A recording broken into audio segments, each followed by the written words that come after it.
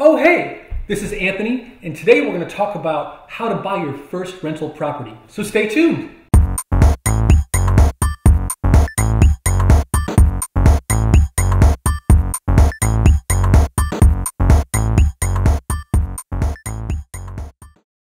Welcome back. So here's what we're going to do. We're going to talk to two groups of people right now. The first is if you've never owned a home in your life and would like to own one while at the same time making some income doing it, then this is for you. The second group is going to be if you own a home right now that has at least 25% equity, then it's time to expand that a little bit. It's time to grow, and I'm going to show you how you can do that. Number one, the type of home you want to focus on is going to be a 2 to 4 family home. So if you've got a neighborhood in your city where you can find one that has multiple units, then that's what we're going to zone in on. That's what we're going to laser focus our attention on, is that 2 to 4 family unit. And here's why.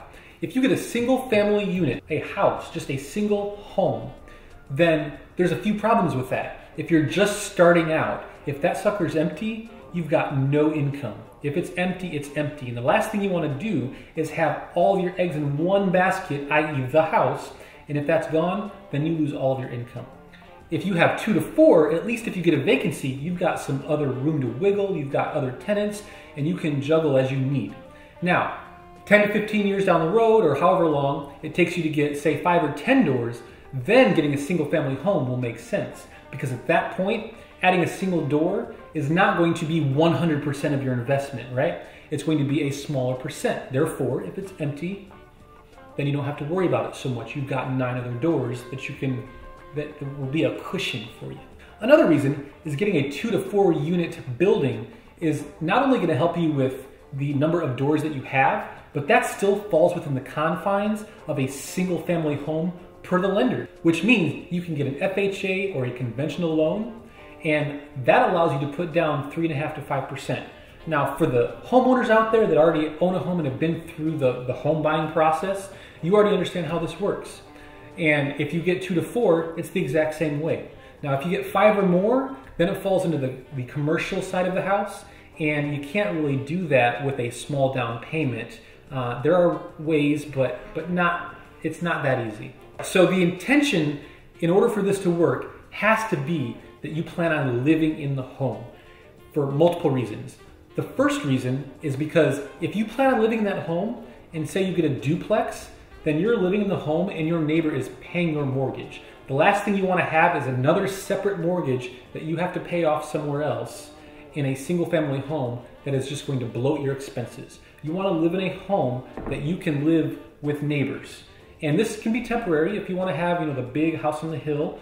That is something that you can look for in the future, but right now, that's not really the focus. The focus is the grinding years, just spending these years to grind and make as much money as you can, and then once you're comfortable, getting the house on the hill will be a lot easier. Another reason is because if you are going to live there, then that makes you eligible for getting an FHA or conventional loan.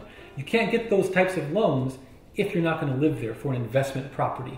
That's when you have to start putting down 15, 20, 25%, things like that. The way this is going to work is it's going to spiral. So you're only going to live there for as long as is required by the particular loan that you get. So it may say, there may be a clause that'll say that you have to live there for at least 1 year or 6 months or something like that.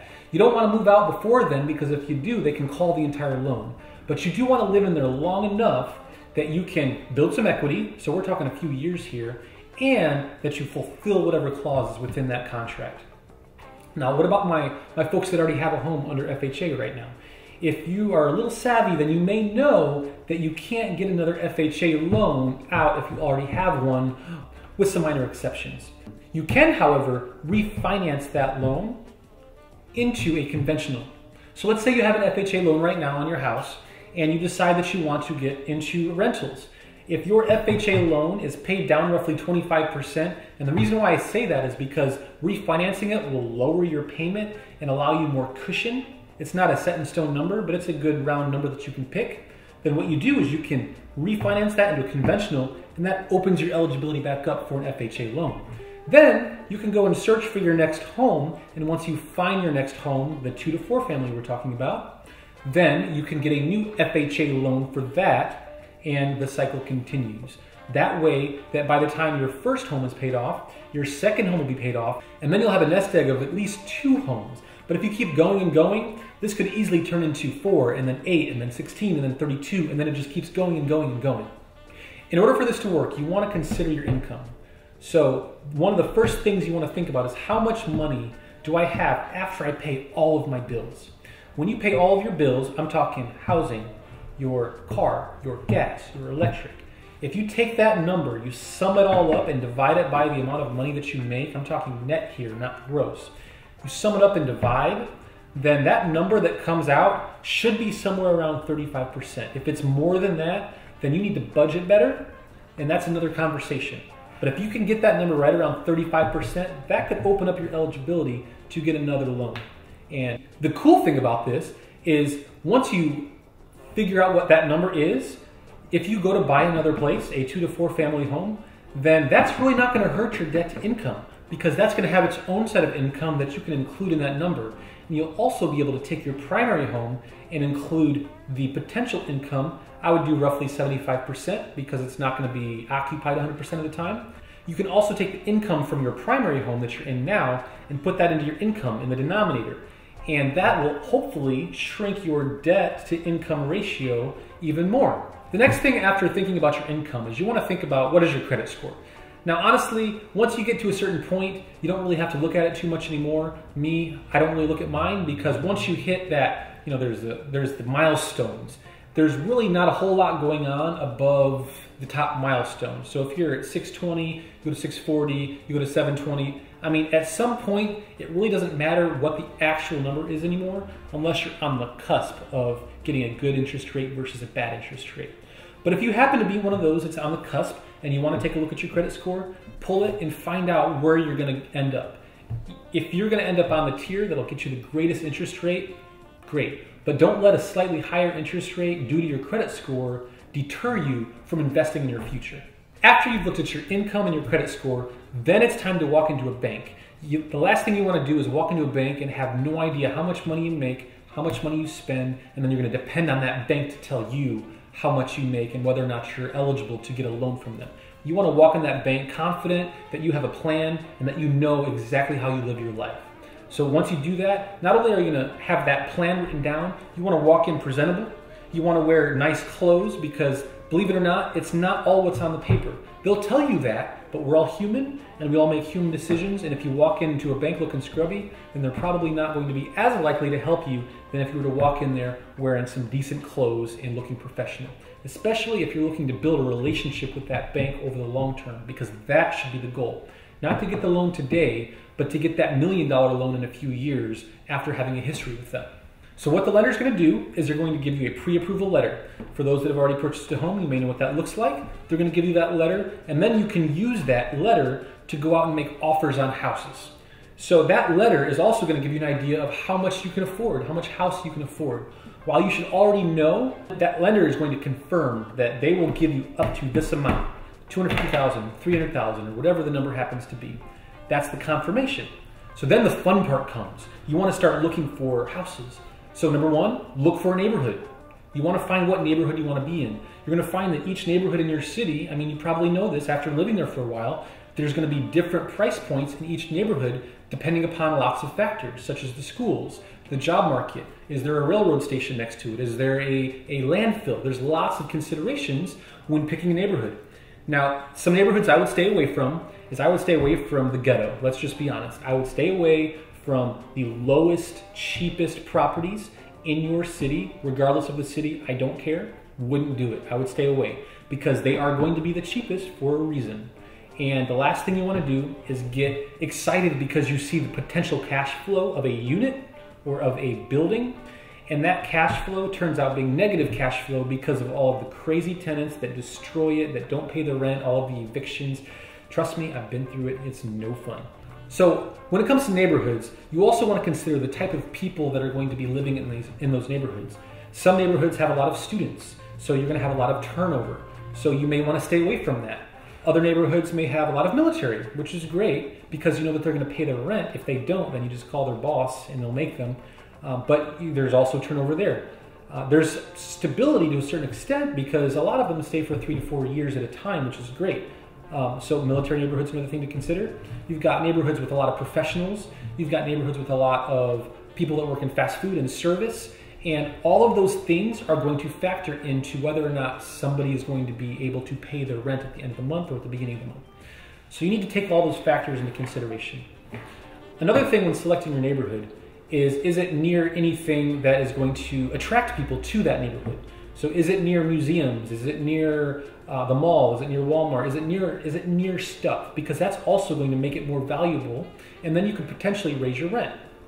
Another thing is condos. I would stay away from condos since, like I said, we're focusing on 2 to 4 unit buildings. Then condos is out. HOAs, stay away from HOAs because HOAs is just going to suck from your income. While HOAs in certain areas may be beneficial, a lot of them are just there and they provide no benefit other than to just take your money. So I would stay away from any HOA type neighborhoods. After you select your neighborhood, then you're going to zero in on a specific property. And what you can do is you can just get to that neighborhood and then just drive around them. The last thing you want to do is call up a realtor and have them drive you around a neighborhood and go into houses that you haven't even seen the outside of. So you want to get into that neighborhood, drive around, take a look at all the houses, start taking notes, write down the prices of each of those houses, and then what you can do is you can go to apps like Realtor and you can look at all the neighboring houses and it'll give you kind of a guesstimate of how much the houses are worth in that area. Now, it's not set in stone, of course, because there are a lot of factors that come into play, such as how updated is the building or how updated is the neighborhood versus the last sales. But it is a good indicator as to whether or not the house is going to be grossly overpriced or not. Another thing you want to look at is when is the last time it sold? Did it sell within the last few years? If so, how much? How much is the previous owner trying to make off of it and why? Did they update it or not? There's a lot of questions you got to start asking yourself once you start to see the history of that particular property. Not only do you want to look at the last time it sold, you want to look at the length of time that it was on the market. If it's been on the market for just a few days, then it's really hard to determine if it's a great price based off of that. But if it's been on the market for 3 months and they haven't reduced the price, then chances are that seller may be a little bit more willing to negotiate the price down, and it may be time to bring it down anyways. Now, since August to now of 2018, the market's been kind of acting funky, and the housing has been also reacting to that as well. Houses have been staying on the market for a little bit longer than normal, and price reduced advertisements have been coming out a lot more. So we are at a point right now where you may be able to negotiate some prices on your home. All right, let's say you found your home and you're ready to make an offer. Now, this home that you find, I would recommend not getting a home that needs a lot of work your first time around.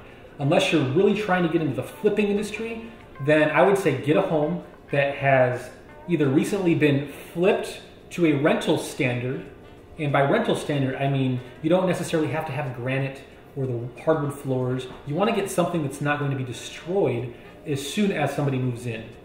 Or get a property that, you know, maybe needs a little bit of updating, but isn't so outdated that you can't get a renter.